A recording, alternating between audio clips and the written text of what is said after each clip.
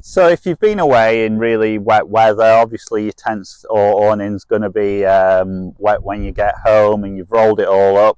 It's very important to dry that out as soon as possible. Don't leave it longer than a couple of days in the bag, because that will affect the material and it will cause mould or damage the waterproofing on the tent, even if it doesn't create mould.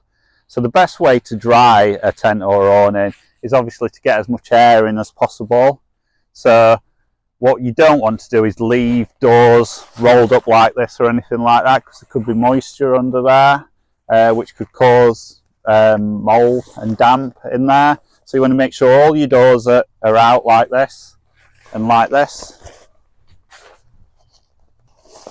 and then all the flat surface there will dry a lot quicker. You want to make sure all your doors are open, all the blinds are down onto the floor, and then you want to get as much air in here if there is water in here. So if you were at home and you were doing it in the garage or something like that, you would put it like this. If you've got room to pump it up, that's brilliant. But if you haven't, then you could put things inside it like chairs or something like that, just to hold the fly sheet off the ground sheet, and then it would dry a lot quicker. A lot of people take them to work. If you've got somewhere where you can hang them up at work or there's a bit more room, it's obviously best to get a big area.